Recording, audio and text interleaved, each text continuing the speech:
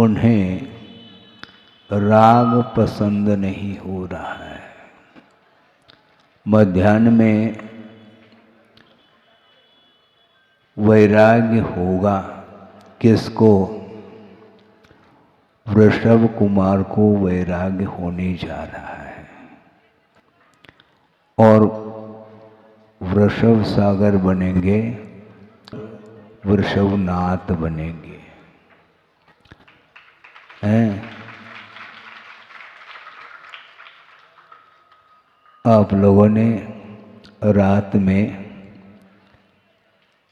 जो बाल्य अवस्था जिनकी रही उनको झुलाया है आपने। किसमें? पालने में झुलाया है। लेकिन पालने में झूलते समय जो उन्हें आनंद आ रहा था वह आनंद केवल 24 घंटे तक भी नहीं रहा। अब वह किसमें झूलेंगे? गुणस्थान रूपी झूले में झूलेंगे। मध्याह्न में दीक्षा कल्याणक आप लोगों को देखने को मिलेगा। उसके पूर्व में राजाभिषेक होगा और 32,000 मुकुटबद्ध राजा उनके चरणों में नतमस्तक होंगे। चक्रवर्ती तक उनके चरणों में नतमस्तक होगा। उसमें भी उनको कुछ आनंद तो आता होगा, लेकिन वह आनंद आत्मिक नहीं है। यह कल ही कहा था, एक मानसिक आनंद है। वह सांसारिक सुख को सूचित करने वाला वह आनंद माना जाता है। उस आनंद में अनंत काल व्यतीत किया है। अब उस आनंद से उन्हें कोई प्रयोजन नहीं है, इसलिए वैराग्य बहुत जल्दी होने जा रहा है। सम्यक दर्शन अलग वस्तु है। मात्र सम्यक दर्शन के साथ मोक्ष मार्ग बनता नहीं। इसलिए मोक्ष मार्ग जो बनता है वह सम्यक दर्शन, सम्यक ज्ञान और सम्यक चारित्र, इन तीनों की समष्टि का नाम मोक्ष मार्ग है। मात्र सम्यक दर्शन, सम्यक ज्ञान का नाम मोक्ष मार्ग नहीं, मात्र चारित्र का भी नाम मोक्ष मार्ग नहीं है। किंतु इन तीनों का समावेश जब होता है तब मोक्ष मार्ग बनता है। और मोक्ष मार्ग कितने प्रकार का होता है यह हम बाद में कहेंगे। अभी तो उमा स्वामी महाराज ने सामान्य रूप से मार्ग को एक ही कहा है, मोक्ष मार्ग, ऐसा एक वचन का प्रयोग किया है। ये सामान्य कथन है। विशेष कथन जब करेंगे तो इसके भी भेद होते हैं। और दूसरी बात यह है कि सम्यक दर्शन के घात करने वाली जो प्रकृति है उनका क्षय होने के उपरांत भी राग का पूर्णतः अभाव नहीं होता। अनंत संसार के लिए कारणभूत जो राग था उसका अभाव हो चुका है। इसलिए वृषभ कुमार को क्षायिक सम्यक दर्शन उनके पास है, लेकर के ही आए हैं।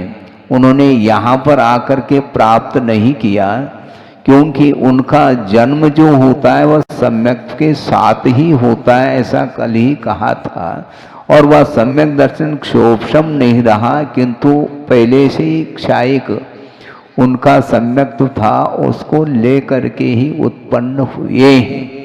सोचने की बात है, सम्यक दर्शन के घात करने वाली प्रकृतियों का अत्यंत क्षय होने के उपरांत अनंत राग का अभाव हुआ है, किंतु पूर्णतः राग का अभाव नहीं हुआ। तो कौन सा राग बचा है उसी को तो समझना है हमें। वर्तमान में स्वाध्याय सब लोग करते हैं, और रत्नकर्ण श्रावकाचार का स्वाध्याय कम हो रहा है और मूलाचार तो ओम शांति है, किंतु समयसार प्रत्येक व्यक्ति के हाथ में समयसार देखने को मिलता है। समयसार का हम स्वाध्याय करते हैं महाराज, हाँ अच्छी बात है, करो, हम निषेध नहीं कर रहे हैं, किंतु गुरुदेव का कहना था कि सिलेबस के अनुरूप होना चाहिए अध्ययन। जो प्राइमरी में पढ़ रहा है उसके हाथ में यदि एमए की किताब दे दी जाए तो दे रहा है वही हंसी का पात्र होगा, जो पढ़ रहा है वह हंसी का पात्र होगा नहीं, क्योंकि उसको कुछ आता ही नहीं है।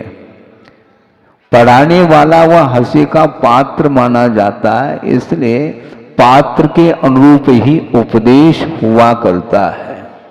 धर्म वस्तु के स्वरूप की अपेक्षा से वह धर्म अखंड रहता है, किंतु पात्र के अपेक्षा से उसके भेद होते हैं।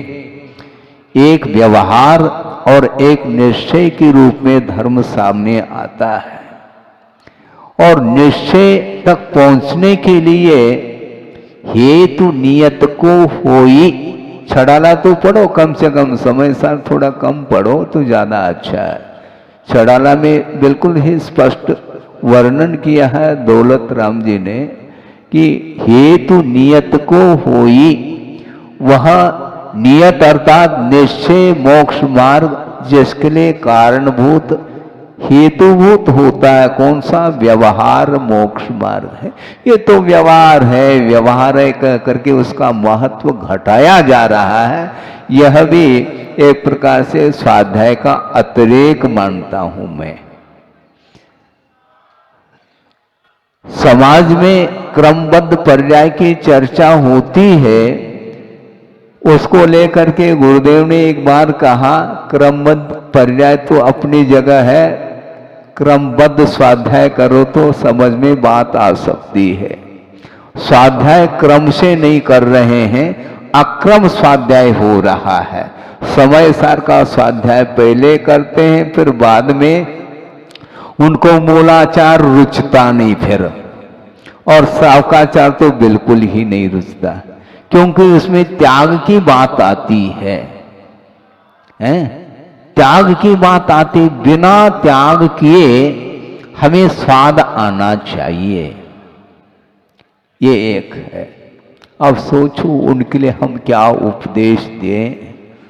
हम प्रारंभ कर रहे हैं, श्रावकाचारकार भी कुछ कहना चाह रहे हैं, और भी कुछ आगमकार इस मोक्ष मार्ग के विषय में कहना चाहेंगे।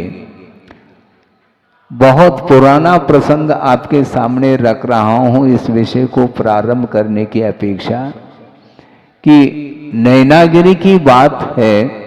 नैनागिरी में 3 चातुर्मास गुरुदेव के हुए हैं, एक 78 और एक 80 और 81 और 82, इस प्रकार लगातार 2 और एक 78 का, ऐसे 3 चातुर्मास सिद्ध क्षेत्र नैनागिरी में उन्होंने संपन्न किया है।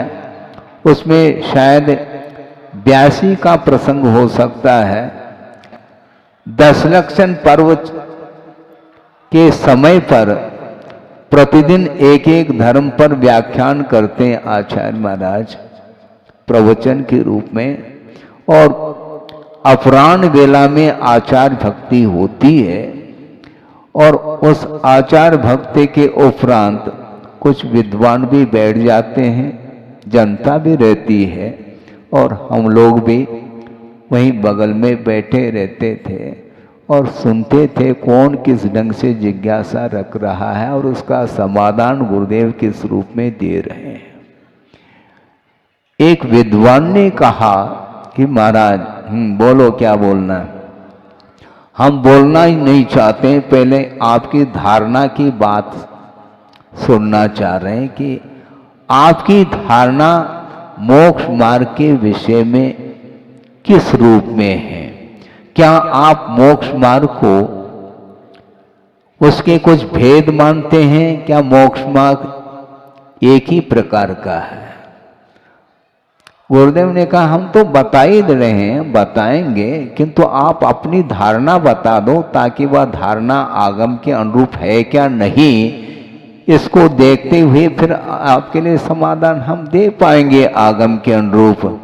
महाराज हमारी धारणा तो है मोक्ष मार्ग दो प्रकार का है।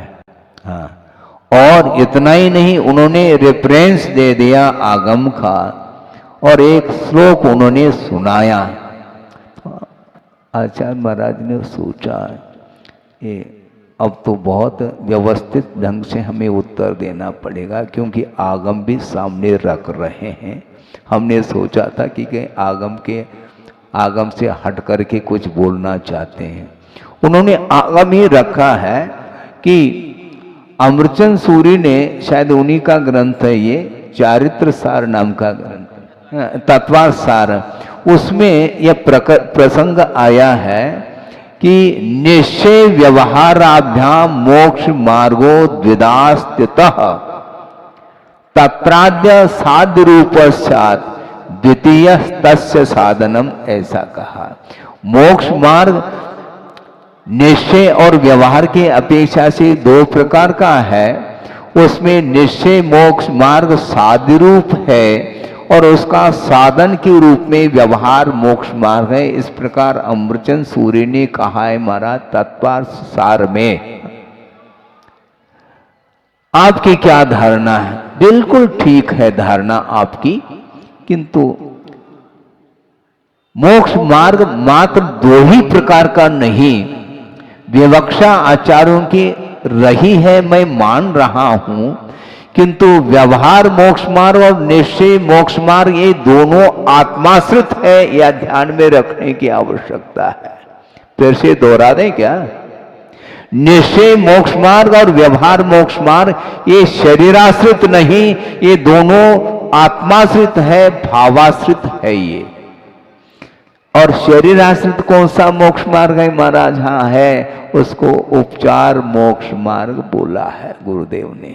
ये कहीं आगम में आपको पढ़ने को नहीं मिलेगा, किंतु प्रकारांतर से आपको पढ़ने को मिलेगा, क्योंकि 28 मूल गुणों को अंगीकार करने वाला जो साधक होता है वह कभी भी निश्चय और व्यवहार मोक्ष मार्ग का स्वाद उन्हें दिगंबरत्व के बिना नहीं आ सकता। यह दिगंबरत्व ही शरीराश्रित मोक्ष मार्ग है, ऐसा कहा है। और कुंद देव ने भी इसको उपकरण के रूप में स्वीकारा है। यह जाद रूप धर्म, ऐसा कहा। यथाजात जो रूप है उसको शरीराश्रित मोक्ष मार्ग माना है, वह नग्नत्व को लेकर के है। बिना दिगंबरत्व को अंगीकार किए मोक्ष मार्ग बनता ही नहीं। आत्माश्रित जो मोक्ष मार्ग बनेगा उसके लिए यह आधारभूत है उपचार मोक्ष मार्ग। उपचार इसलिए कहा जा रहा है, ये उपकार करता है, इति उपकरणम, उपकारम करोति इति उपकरणम कहा है। ये सहयोग प्रदान करता है व्यवहार और निश्चय मोक्ष मार्ग के लिए। ये शरीर आश्रित जो दिगंबरत्व है इसका अंगीकार करना अनिवार्य सिद्ध होता है। कोई तीर्थंकर के लिए भी ये अपवाद नहीं है कि वह तीर्थंकर मैं हूं इसलिए गृहस्थ अवस्था में बिना वस्त्र का विमोचन किए, बिना परिग्रह का विमोचन किए मुझे मुक्ति मिल जाए, संभव ही नहीं है। और उन्होंने उदाहरण दिया, गुरुदेव ने बहुत अच्छा उदाहरण दिया, वो भी मुझे याद है। हाँ, हमें ज़्यादा परिश्रम करने की आवश्यकता नहीं पड़ती, क्योंकि गुरुदेव ने जो 41 साल में दिया है वो बहुत ओवर हो चुका है हमारे लिए।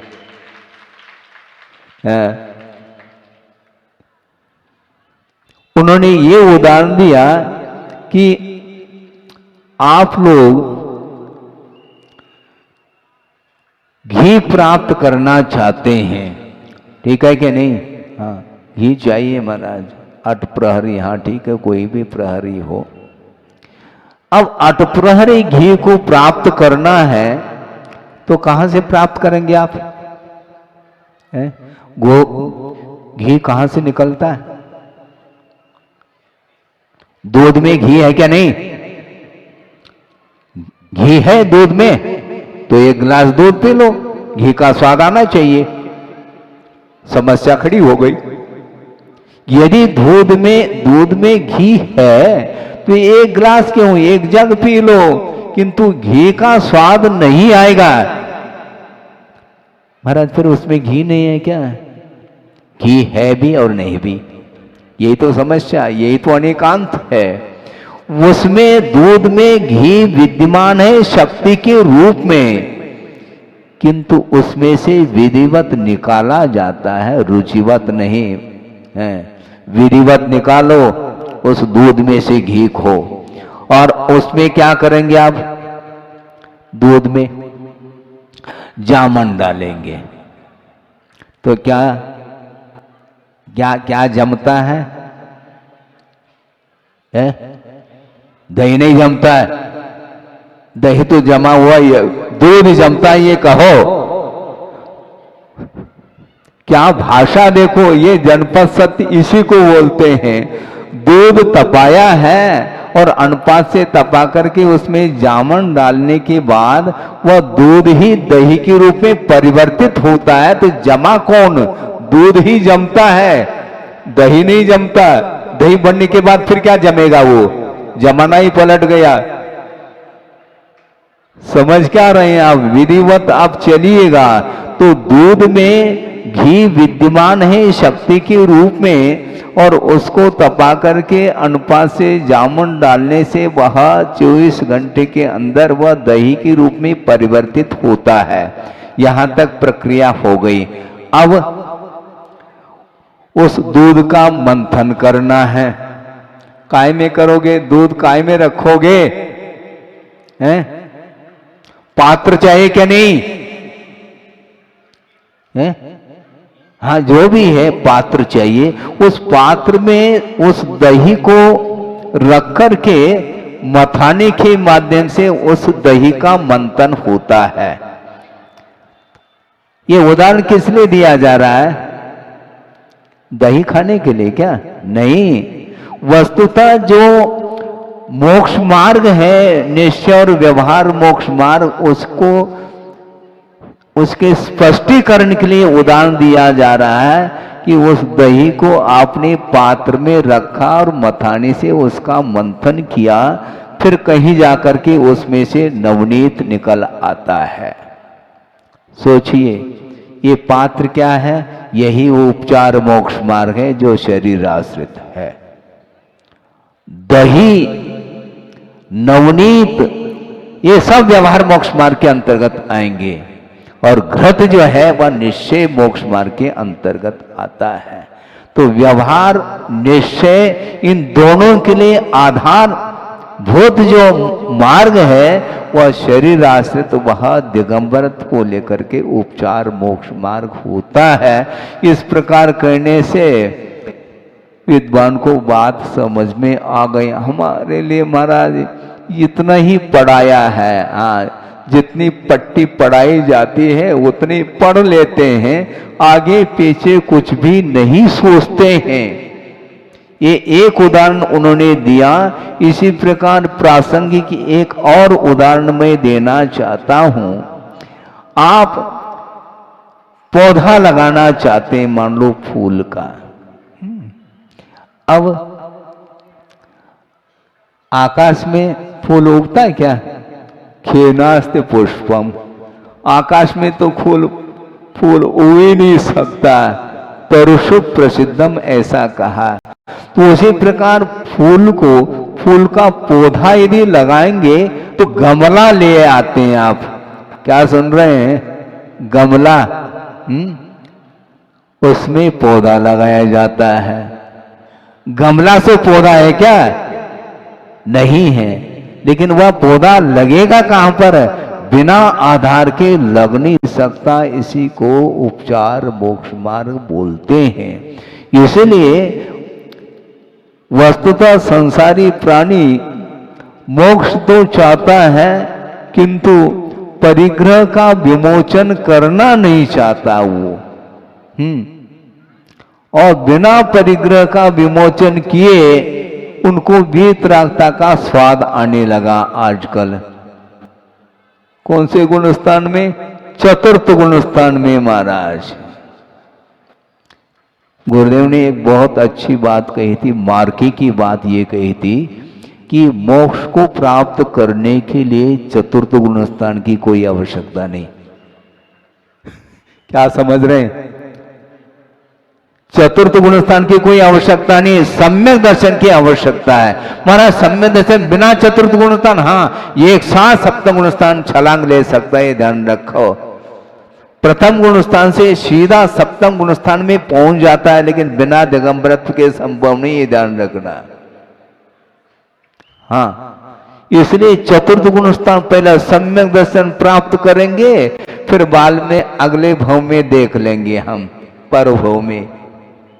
वो चारित्र के लिए परभव रख रहा है और वर्तमान में हमें सम्यक दर्शन प्राप्त करना है। ऐसा नहीं, ये ध्यान रखो, मात्र सम्यक दर्शन का नाम मोक्ष मार्ग नहीं किंतु त्रयात्मक मोक्ष मार्ग है। इसलिए व्यवहार मोक्ष मार्ग और निश्चय मोक्ष मार्ग ये दोनों गुणस्थानगत परिणति है। जब भेदात्मक मोक्ष मार्ग होता है रत्नत्रय के रूप में, उसको व्यवहार मोक्ष मार्ग स्वीकारा है, और जब वह भेद रत्नत्रय जब अभेद के रूप में ढल जाता है उसका नाम निश्चय मोक्ष मार्ग कहा है। प्रासंगिक एक और उदाहरण हम देना चाहते हैं, क्योंकि सिद्धांत का विषय जो है बिना उदाहरण के उसका स्पष्टीकरण नहीं हो पाता। इसलिए एरोप्लेन आपने देखा है क्या? नहीं महाराज, देखने की बात आप पूछ रहे हैं, हम तो बैठे हैं। हाँ ठीक है, अच्छी बात है। देखने का आनंद अलग है, बैठने का आनंद अलग है, और एरोप्लेन का निर्माण करने का आनंद अलग है।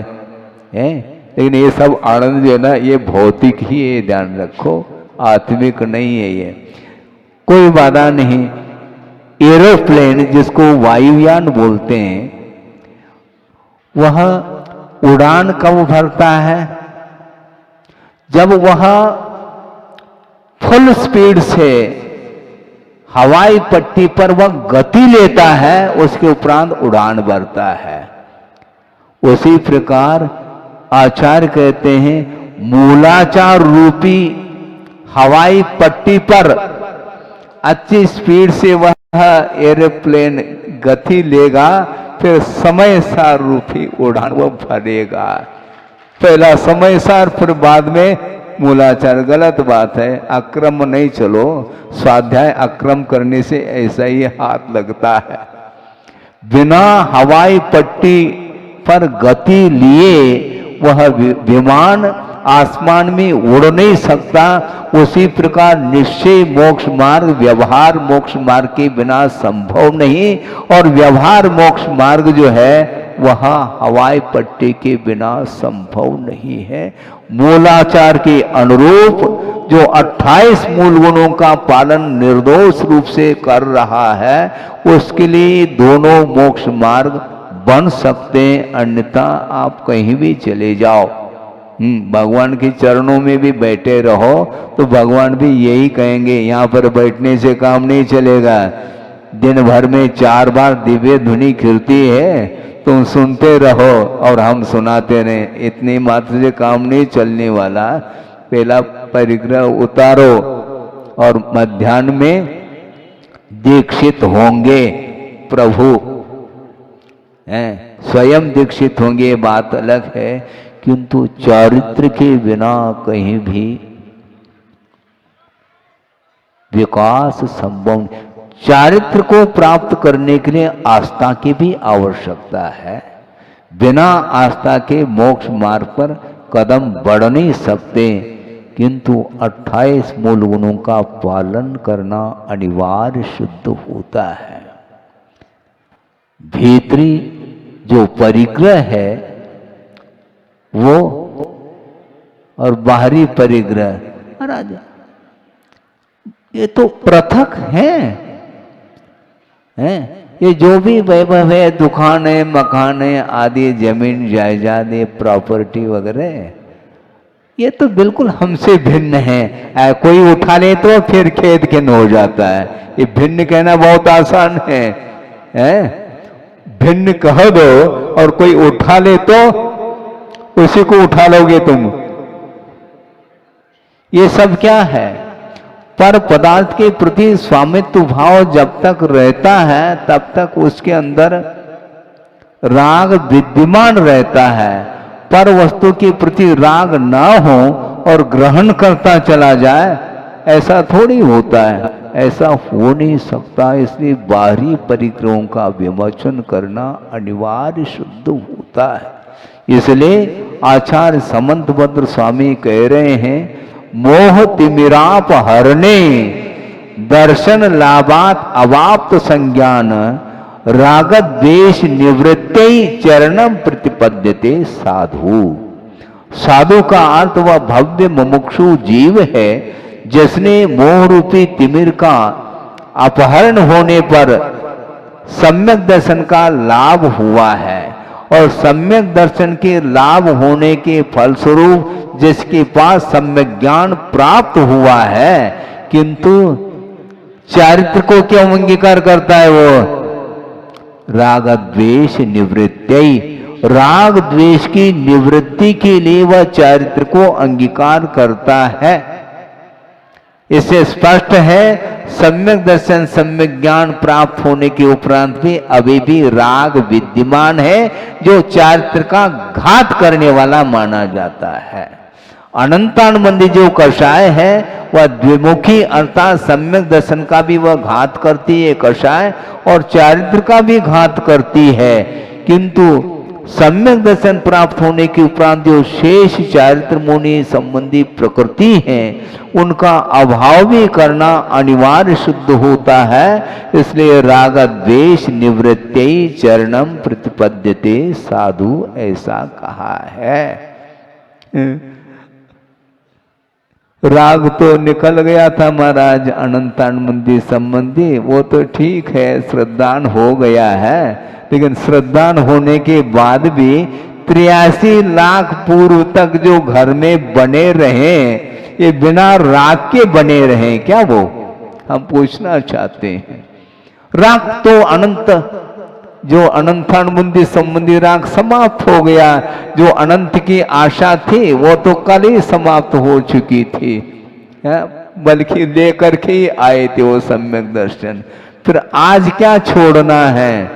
जो बचा है उसको भी छोड़ना है, और उसको छोड़ने के लिए 83 लाख पूर्व लग गए। सोचो विचार करो, 84 लाख पूर्व की उनकी आयु थी और 83 लाख पूर्व तक घर में रहे।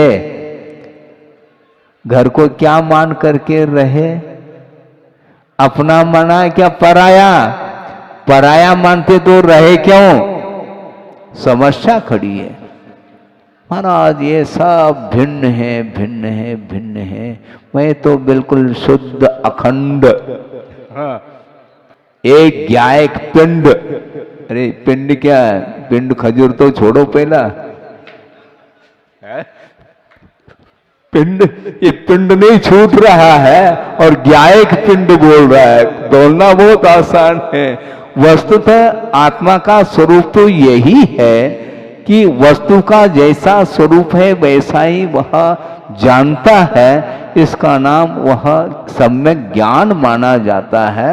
किंतु सम्यक ज्ञान होने के बावजूद भी पर वस्तु के प्रति जो अटैचमेंट है, लगाव है, वह लगाव ही असंयम का प्रतीक है, बल्कि वह असंयम माना जाता है। असंयम अवस्था से ऊपर उठना है किसको? भगवान को, होनहार भगवान को ऊपर उठना है। जब तक बुद्धि पूर्वक 28 मूल गुणों का पालन नहीं होता तब तक वह भीतरी चारित्र आ ही नहीं सकता। भीतरी चारित्र वह माना जाता है जो राग द्वेषात्मक परिणामों से ऊपर उठने का नाम ही वह भीतरी चारित्र है। इसलिए चरणम प्रतिपद्यते राग द्वेष निवृत्ति ऐसा कहा। राग और द्वेष ये दोनों एक साथ चल रहे हैं। किसी एक वस्तु के प्रति राग है तो निश्चित रूप से उसके अपोजिट जो वस्तु है उसके प्रति द्वेष शुद्ध है। आप मानो या न मानो, हाँ मानो या न मानो, मानना ही पड़ेगा। राग है तो द्वेष है, द्वेष है तो राग है। ये दोनों ये मोह की परिणति, ये कषाय की परिणति है। और जितने भी कषाय हैं उनका जब तक उसका अभाव नहीं होगा तब तक चारित्र नहीं आ सकता, और चारित्र के बिना मोक्ष मार्ग बनता नहीं है। इसलिए चारित्र को अंगीकार करो ये कहा जा रहा है। महाराज हम देख लेंगे, पूछ करके आते हैं किसको? घर में घर वालों को। अभी आपका घर है, मतलब फिर आपको वैराय कहाँ हुआ? तुम पूछ करके आ रहे हो, है? कब तक पूछते रहोगे एक दूसरे के प्रति? अपने आत्मा को पूछो कि आत्मा क्या चाहती है? आत्मा तो वही चाहती है। धर्म रुचता नहीं, चारित्र रुचता नहीं, और राग द्वेष भाव ही अच्छे लगते हैं उसको। इसलिए जब तक यह रागादिक परिणति आत्मा में बनी रहेगी तब तक वह आत्मा में निर्मलता नहीं आ सकती है। श्रद्धान होने के उपरांत भी जब तक त्याग नहीं होगा तब तक मोक्ष मार्ग बनेगा नहीं। चक्रवर्ती दान कर रहा है कि मेच्छक दान, तुम जो चाहो वो दे रहा है। ये ध्यान रखो, ये दान है, इससे कुछ हट करके हम कहना चाह रहे हैं। उत्तम त्याग अलग होता है, ये ध्यान रखो। है दोनों हाथों से लड्डू खाने वाला वह लड्डू खिला सकता है, लेकिन तो लड्डू को छोड़ना बहुत कठिन होता है, ये ध्यान रखो। किसका चौका कौन सा है, क्या है? और खड़े हो गए और 4-6 व्यक्ति नहीं, और एक साथ मना करने के उपरांत भी वो सुनते नहीं, जैसे उनका मौन हो, मौन खड़े हो जाते हैं वो। हमने सोचा अभी क्या कहा, ये तो प्रतिदिन का है, इस प्रकार अंतराय थोड़ी करेंगे, मुश्किल हो जाएगा। और पहले से जाकर के चौके में 50 व्यक्ति बैठेंगे और उनको निकालो। अब 5 मिनट तक खड़े रहो वहां पर, वो निकल ही नहीं रहे। और क्या बोलते हैं, महाराज हम तो इतई के हैं। अच्छा, हमने कहा भैया हम ही बाहर के हैं, हम क्या कहें अब इसके लिए? समझ में नहीं आता। ये व्यवस्था बिल्कुल ठीक नहीं है। आपको अच्छा लगे या बुरा लगे, किंतु यथार्थ बात है, ये सत्य है, और सत्य धर्म को स्वीकार कर लेना चाहिए। और बोल भी रहे, मन शुद्धि, वचन शुद्धि, काय शुद्धि, आहार जल शुद्ध है। वचन शुद्ध है आपका, आप बोल क्या रहे हैं? मन आपका शुद्ध है क्या? केवल फॉर्मेलिटी है ऐसा नहीं, किंतु भीतर से विधिवत आहार देने का भाव रखना चाहिए। उसके माध्यम से ही पुण्य का संचय होता है। बिल्कुल जो है सब्जी मंडी बना देते हैं और टूट पड़ते हैं। मर्यादाएं बनाए रखना चाहिए सबको। दूर से नमोस्तु करें, दूर से सारी क्रियाओं को संपन्न करें, ताकि दूसरा भी कोई देखें तो उनको देखने में अच्छा समझ में आ जाए। क्योंकि अवन्यादित जो क्रियाएं होती हैं वह असंयम का परिचय है, संयम का नहीं है, ध्यान रखो। आपके पास असंयम है, इसका अर्थ ये इस प्रकार का असंयम ठीक नहीं। अब आगे ध्यान रखेंगे, लेकिन ध्यान नहीं रखते हैं। हाँ, कि महाराज जिस समय आप बोलते हैं उस समय ध्यान रहता है, बाद में हम भूल जाते हैं। आप भूलो तो क्यों? हम इसलिए भूल जाते क्योंकि आप तो हैं बताने वाले हैं। कब तक बताएंगे? ऐसा नहीं। मैं ये कह रहा था 2-5 मिनट में इस विषय को पूर्ण कर लो कि श्रमण लोग आहार चर्या करने के लिए दाता के आंगन में पहुंच जाते हैं और विधिवत मान लो वह पड़गा करके ले जाता है। और नवधा भक्ति पूर्वक वह आहार दे रहा है, उस समय भी गुरुदेव का कहना है कि उस समय आहार ग्रहण करते समय भी वह श्रवण स्वाध्याय कर रहा है, ध्यान रखो। ये कैसा महाराज, ग्रंथ तो है ही नहीं उनके पास, सामने ग्रंथ नहीं, ग्रंथ कंठस्थ है, उनको ये ध्यान रखो। आहार लेते समय भी येषणा समिति के अनुरूप लेंगे। आपने कर पात्र में ग्रास दे दिया तो एकदम गट कर लिया, ऐसा नहीं होता है, संशोधन करते हैं, येषणा समिति पूर्वक आहारचर्या को संपन्न करते हैं। और ग्रास मुख में जाने के बाद भी वहां स्वाध्याय चल रहा होता है, ये ध्यान रखो। वहां पर कौन सा स्वाध्याय महाराज, ये तो स्वाध्याय है। कौन सा स्वाध्याय है? रसनेन्द्रिय विजय। 28 मूलगुण गिनो पहले, आपके भी 28 मूलगुण होते हैं, वो अलग क्वालिटी के, बाद में हम समझाएंगे। 28 मूलगुण श्रवण के होते हैं, जिसमें 5 महाव्रत, 5 समिति, 5 इंद्रिय दमन और 6 आवश्यक और 7 शेष गुण। पंचेंद्रिय दमन नहीं है क्या? तो वहां पर स्वाद तो आएगा, मुख में स्वाद आना अलग वस्तु, किंतु मुझे और मिले उसके प्रति रुचि, आसक्ति नहीं। केवल ये आहार रत्नत्रय के पालन करने के लिए एकमात्र साधन है। इस प्रकार मान करके मूलाचार के अनुरूप वो चर्या को करते रहते हैं, इसलिए वो पंचेंद्रिय के विषय भी उनके लिए निद्रा के लिए कारण बनते हैं, बंद के लिए नहीं। किंतु गृहस्थ के लिए ऐसा संभव नहीं, न बोधो न भविष्यति। आप भी भोजन करते हैं, अपन भी वो ही करते हैं, किंतु करने करने में अंतर आ गया। संयमठम, ध्यानठम, वैयावृत्यर्थम, ये सारे सारे हेतु बताए हैं, इनके लिए वह आहार को ग्रहण करता है, रत्नत्रय के पालन करने के लिए करता है, शरीर को पुष्ट करने के लिए, इंद्रिय पोषण के लिए आहार को ग्रहण नहीं करता। इस प्रकार आज मध्याह्न में किस प्रकार दीक्षित होते हैं और उनकी चर्या कैसे होती है, आहार की चर्या, कल आपको समझ में बात आएगी। और एक ही बार उन्होंने आहार लिया और मध्याह्न में केवल ज्ञान है, क्योंकि 5 ही दिन के पंच कल्याणक आप मना रहे, मैं क्या कर सकता हूँ उसके लिए।